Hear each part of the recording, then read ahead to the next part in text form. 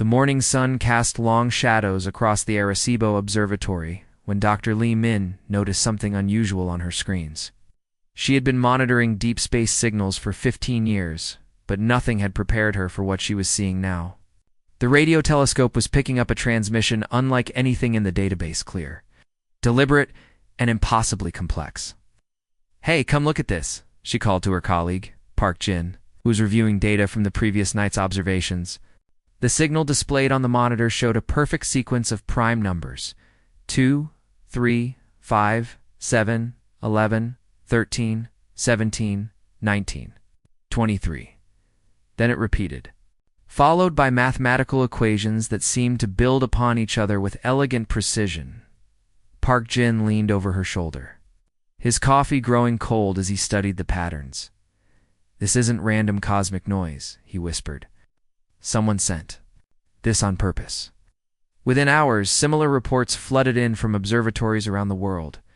The Goldstone Deep Space Communications Complex in California, the Parkes Observatory in Australia, and the Very Large Array in New Mexico all confirmed the same transmission. The signal was being broadcast across multiple frequencies simultaneously, ensuring that any civilization with basic radio technology would detect it. Dr. Kim Yoon, a linguistics professor at Seoul National University, was called in to help decode the message.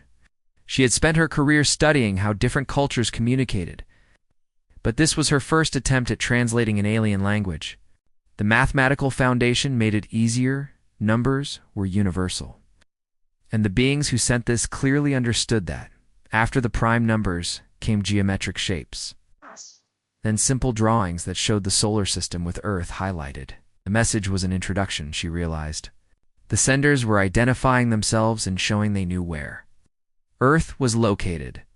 The breakthrough came when Kim Yoon recognized patterns that resembled ancient human diplomatic language.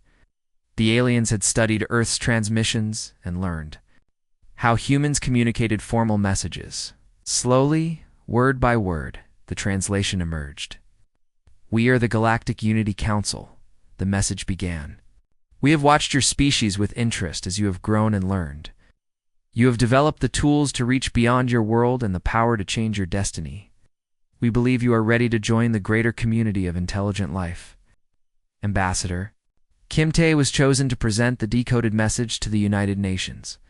Standing before the assembled delegates, he read the full translation with a steady voice that barely contained his excitement. The Unity Council claimed to represent over 300 different species across the galaxy, all living in perfect harmony under a single government. They offer us membership in their collective, Kim Tae explained to the hushed assembly. They promise to share their technology, their knowledge, their solutions to the problems that have plagued humanity for centuries. According to their message, they have eliminated war, poverty, disease, and suffering throughout their territories. The delegation from the Unity Council would arrive in 6 months, the message concluded. They would come in peace, bringing gifts of technology and wisdom. All they asked in return was humanity's willingness to join their peaceful collective and contribute to the greater good of all, galactic civilization. The debate that followed was intense but brief. Some delegates worried about losing human independence, while others questioned whether the transmission was real or an elaborate hoax.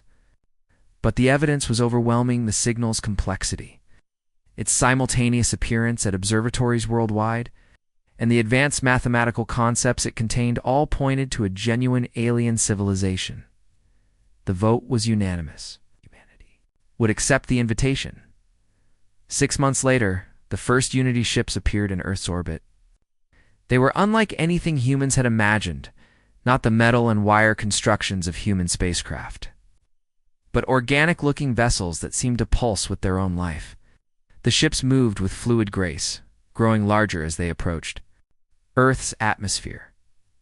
The landing site was carefully chosen, a neutral zone in the Pacific Ocean, far from any nation's territorial waters. The Unity delegation emerged from their ships with movements that seemed to flow like water. They called themselves the Veltari, and they were beautiful in an otherworldly way. The lead delegate, who introduced himself as Envoy Thelmos, stood nearly 8 feet tall, with skin that shifted between silver and pale blue, depending on the light. His eyes were the most striking, feature-large, luminous orbs that seemed to contain swirling galaxies. When he spoke, his voice carried a musical quality that made even the most skeptical human listeners feel strangely calm, become bearing. Gifts of peace and unity, Thelmos announced to the cameras broadcasting the historic moment worldwide. Your species has shown great promise, but you still struggle with division, conflict, and suffering. We offer you a path to something greater, a galaxy, where all beings think as one, work as one, and live as one, in perfect harmony. The Unity delegation brought samples of their technology, medical devices that could heal any injury, agricultural systems that could feed billions, and energy sources that seemed to violate the laws of physics. They spoke of worlds where crime was unknown, where every being contributed to the collective good, and where individual desires never conflicted with the greater peace. As the first day of contact drew to a close, most humans felt a sense of hope they had never experienced before. The future seemed bright, unified, and peaceful. The Unity Council had arrived to save humanity from itself, offering everything the species had ever dreamed of achieving. None of them yet understood the true price of paradise. The changes began slowly, so gradually that most people welcomed them with open arms. Within the first month of Unity arrival, hospitals around the world reported miraculous recoveries. Cancer patients walked out healthy, paralyzed individuals stood up from their wheelchairs, and genetic disorders that had plagued families for generations simply vanished. The Unity medical technology worked like magic. Healing with a touch of their silver devices, Dr. Choi Sang worked at Seoul National University Hospital and witnessed these miracles firsthand. He watched as Unity healers moved through the wards, their calm faces showing no emotion as they cured diseases that had stumped human medicine for centuries. The patients they treated all left with the same peaceful expression, their eyes holding a distant, dreamy quality that Choi Sang found oddly unsettling. They seemed so quiet, he mentioned to his colleague, Dr. Kim Hae, after treating a former lung cancer patient who barely spoke above a whisper. Remember how loud and demanding Mrs. Yang used to be? Now she just sits there smiling and nodding. Kim Hae shrugged, adjusting her new Unity-provided medical scanner. She's at peace now. The Unity showed us that anger and frustration are just symptoms of an unbalanced mind. Oh no. Now, she's cured of those negative emotions too. The agricultural improvements were equally dramatic. Farms that had struggled to feed their communities suddenly produced crops 3 times larger than normal. The Unity introduced new seeds that grew in any soil, required little water, and resisted all diseases. Hunger became a thing of the past as food production soared beyond anyone's wildest dreams. But along with the abundance came new rules. Farmers were given specific instructions about when to plant, what to grow, and how to distribute their harvest. The Unity explained that coordination was necessary for maximum efficiency. Individual preferences and food choices were discouraged as wasteful diversity. That led to unnecessary competition and conflict.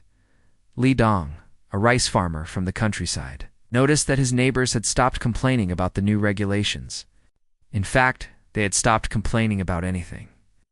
They worked their fields with the same serene expressions he saw everywhere now, never questioning the Unity's instructions or expressing personal opinions about their work.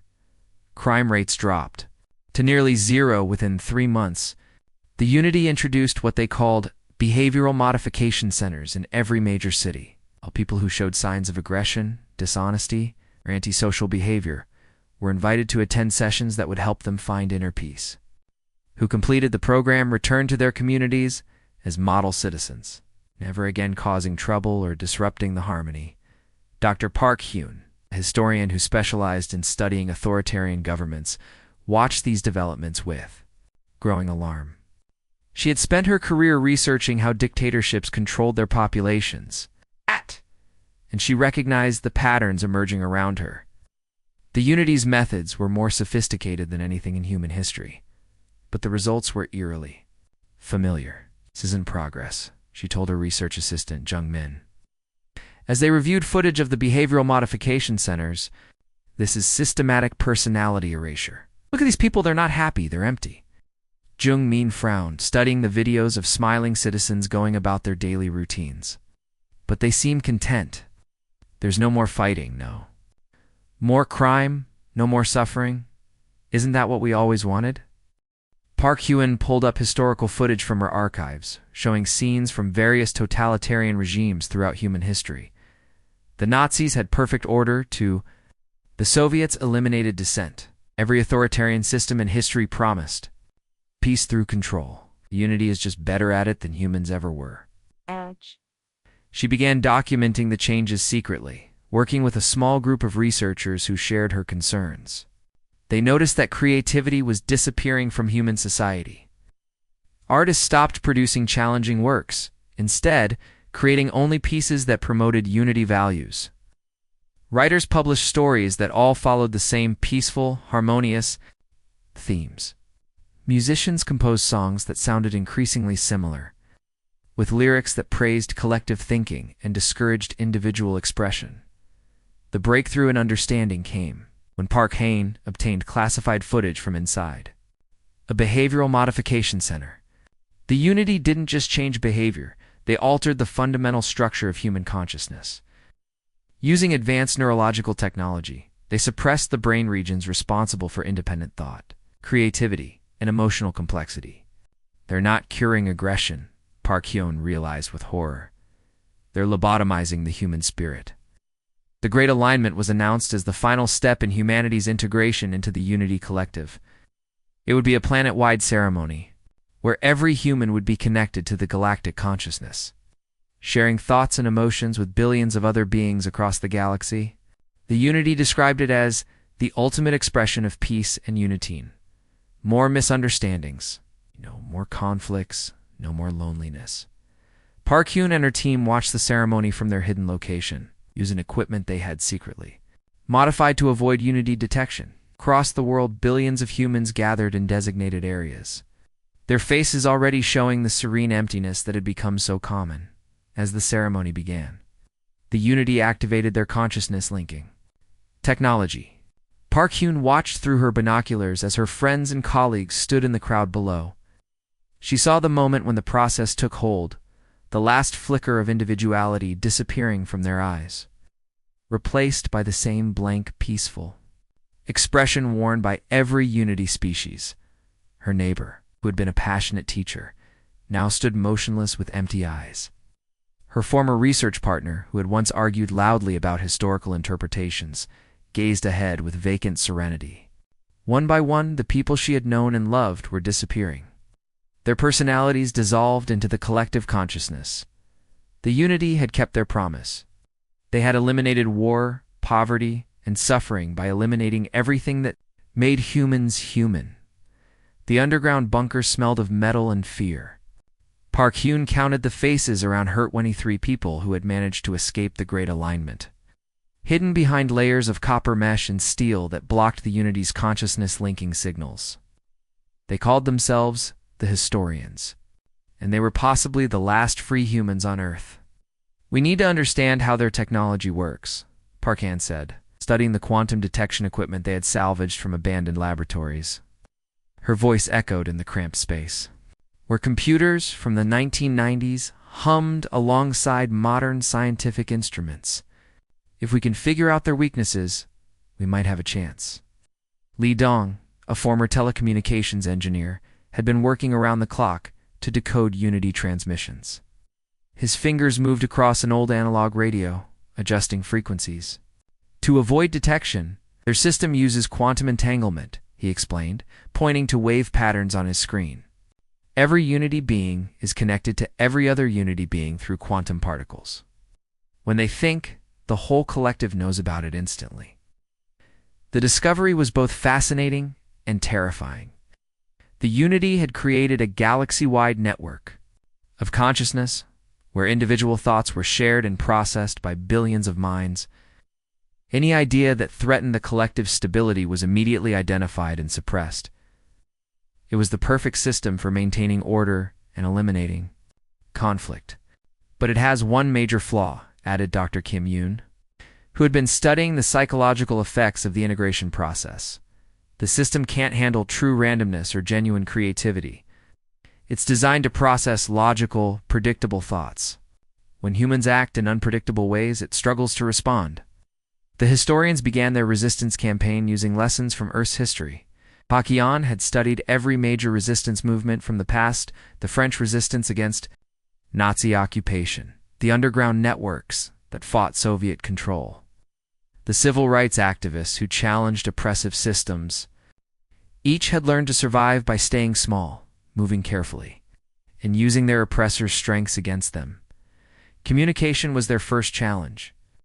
The Unity monitored all modern electronic systems, but they had overlooked older technologies. Li Deng and his team set up a network using ham radios, telegraph systems, and even trained pigeons to carry messages between hidden resistance cells. They spoke in codes based on historical events that the Unity Collective had never studied. Operation Normandy begins at midnight, Li Deng whispered into his radio, using World War II references that only humans would understand. Repeat. The Eagle has landed. Moving through the cities was like walking through a graveyard of humanity. The streets were clean and orderly, with former humans going about their daily routines in perfect silence. They no longer spoke unless necessary, and when they did, their voices carried the same monotone quality. Children walked to school in perfect lines, their faces showing no curiosity or mischief. Adults performed their jobs with mechanical precision, never questioning or innovating. Zhang Min, the youngest member of the historians, had the dangerous job of scouting the urban areas. She disguised herself among the controlled population, mimicking their blank expressions and slow movements. "It's getting harder," she reported during one of their meetings. "They're adapting to our presence. The Unity is teaching them to recognize signs of independent thought." The Resistance's first major operation targeted a Unity communication hub in downtown Seoul. The building looked like a giant crystal, pulsing with soft blue light as it processed the thoughts of millions of connected minds. The historians had learned that destroying these hubs could temporarily disrupt the collective's control over local populations. Choi Min, former demolitions expert, led the team that approached the building. They moved through the underground tunnels, using maps from the city's construction archives. The Unity had never bothered to secure these old passages because they couldn't imagine why anyone would want to resist their perfect system. "Remember," Choi Min whispered as they placed their explosives, "we're not trying to kill anyone, trying to set them free." The explosion lit up the night sky, and for a brief moment, the Unity's hold on the surrounding area weakened. Park Hyun watched from a distant rooftop as people in the streets suddenly stopped walking. They looked around in confusion, their faces showing the first signs of individual expression they had displayed in months. Some began to cry, others started calling out names of family members, and a few even smiled. But the freedom was temporary. Within hours, backup systems activated, and the blank expressions returned. The Unity had learned from the attack and began reinforcing their remaining communication. Hubs with better security, the Resistance's actions puzzled the Unity Collective. They had absorbed hundreds of other species over thousands of years, and none had ever fought back. Most civilizations had welcomed integration, seeing it as an escape from the chaos and suffering of individual existence. The Unity couldn't understand why humans would choose struggle over peace, conflict over harmony. "Analysis indicates continued resistance from human specimens," reported one Unity observer to the collective consciousness. "Behavior patterns suggest preference for chaos over order. Recommend increased integration protocols." But the Unity's confusion was also their weakness. They had become so accustomed to willing compliance that they had never developed strategies for dealing with active resistance. Their perfect system had no protocols for handling beings who genuinely wanted to remain free. The historians knew they were fighting an almost impossible battle. They were outnumbered billions to one, cut off from most of humanity, and facing an enemy with technology beyond their understanding. But they also knew something the Unity had never learned: that some things were worth fighting for, even when victory seemed impossible. In the darkness of their underground bunker, Surrounded by the remnants of human civilization, they continued to plan their next move. They were historians, and they remembered every story of oppressed people who had refused to surrender their freedom. Now they were writing the next chapter in that long, difficult, but ultimately hopeful story. The Unity Council gathered in their crystalline chamber, floating high above Earth's atmosphere. For the first time in millennia, they were experiencing something they had almost forgotten: confusion. The holographic displays showed chaos spreading across the planet as small groups of humans continued to resist integration. Their perfect system, which had worked flawlessly on hundreds of worlds, was failing on this small blue planet. The human specimens demonstrate contradictory behavioral patterns, reported Envoy Thelmos, his silver skin flickering with agitation. They cooperate in small groups with remarkable efficiency, yet maintain individual thought processes. This should not be possible. The Unity had studied thousands of species during their expansion across the galaxy. Most fell into predictable categories: are hive mind species that thought as one organism, or aggressive individualist species that competed constantly with each other. Humans were different. They could work together like a hive mind when threatened, but switched to independent thinking when the danger passed. Dr. Kong Su, Unity researcher who had been studying human psychology, presented his findings to the Council. Humans evolved as social hunters, he explained, his voice carrying the same monotone quality as all Unity beings. They needed to coordinate during hunts, sharing information and working as a team.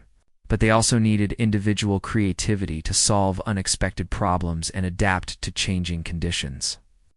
This evolutionary trait made humans extremely unpredictable. The Unity's quantum consciousness network could process logical responses from billions of minds simultaneously, but it struggled with truly random or creative actions. When humans acted on emotion, instinct, or pure imagination, the collective couldn't predict or counter their moves.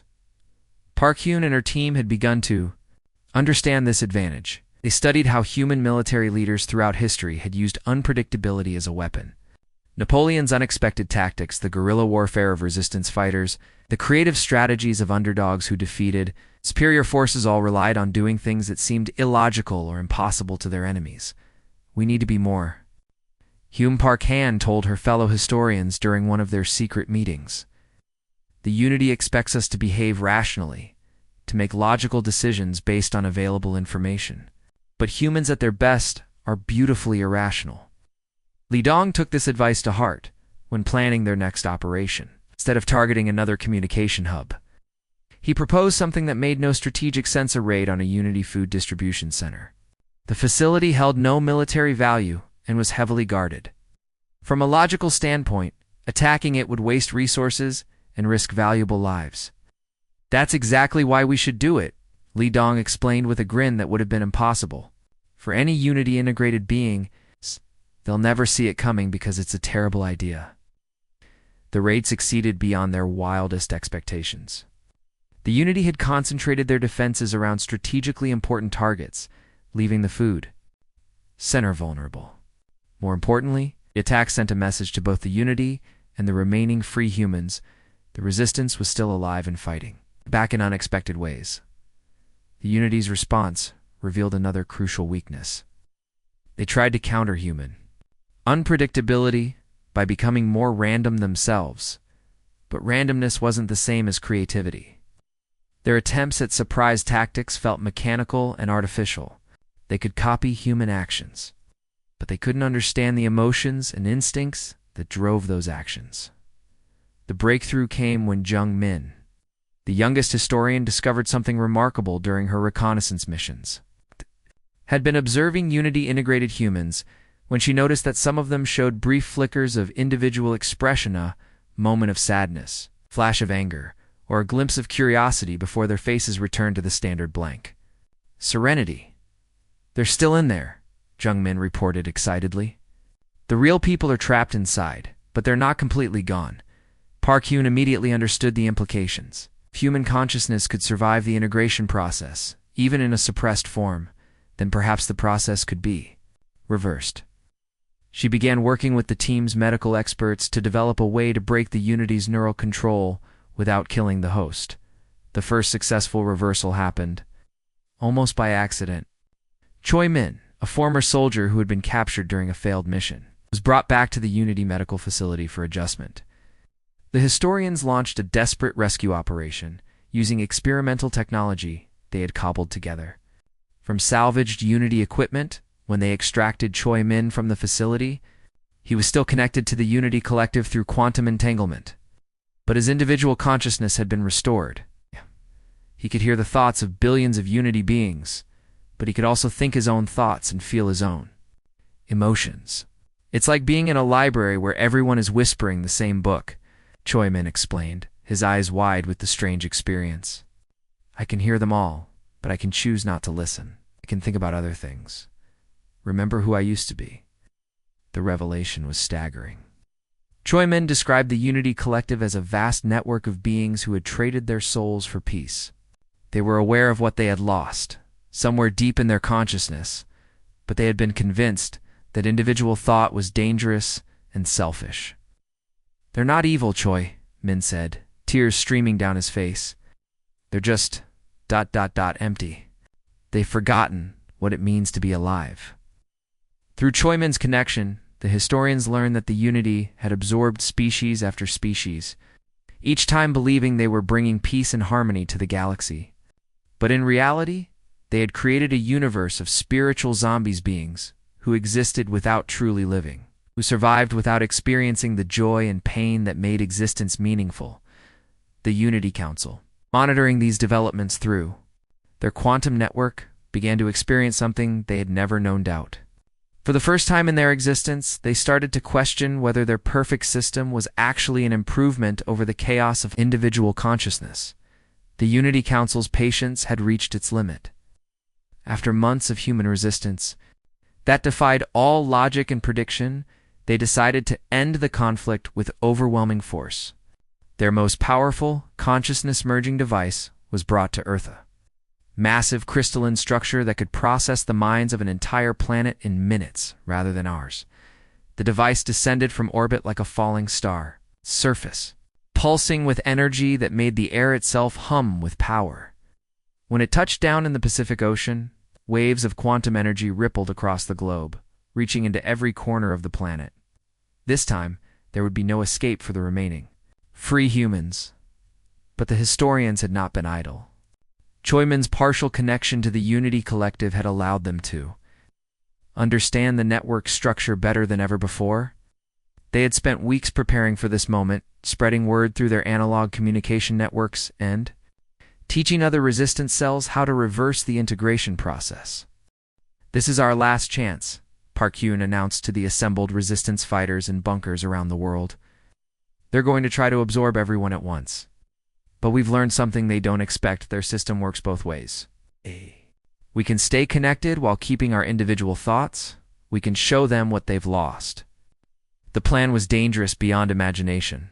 Instead of hiding from the Unity's consciousness-merging beam, the historians would expose themselves to it deliberately. They would allow themselves to be connected to the collective while fighting to maintain their individual awareness. If they succeeded, they could speak directly to every Unity being in the galaxy.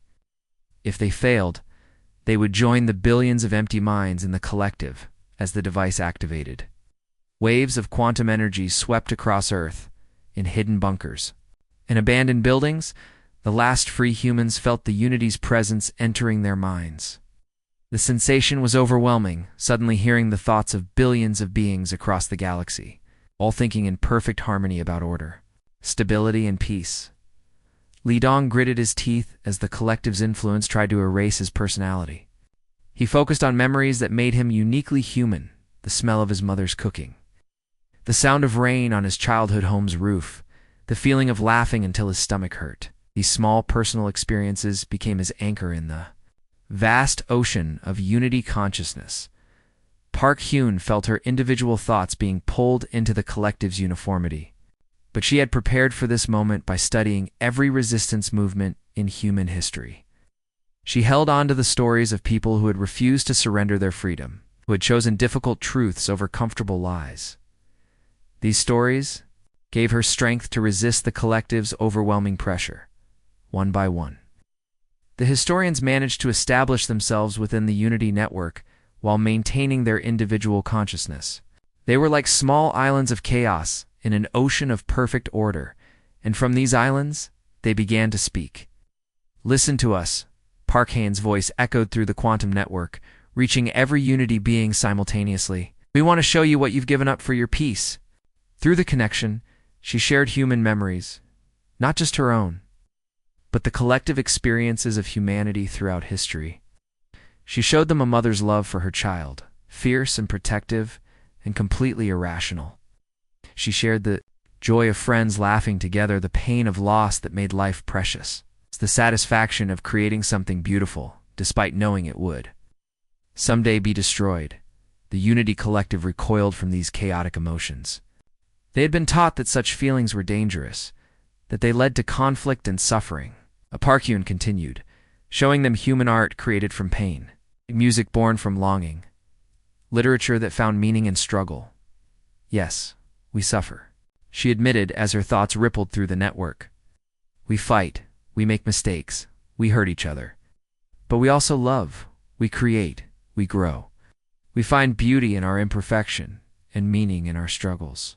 Joy Min, still partially connected to the collective, felt something he had never experienced before. Unity beings beginning to question their existence. Deep in the network, buried under layers of collective programming, individual voices began to whisper doubts. What if we were wrong? Came a thought from a being who had been integrated thousands of years ago.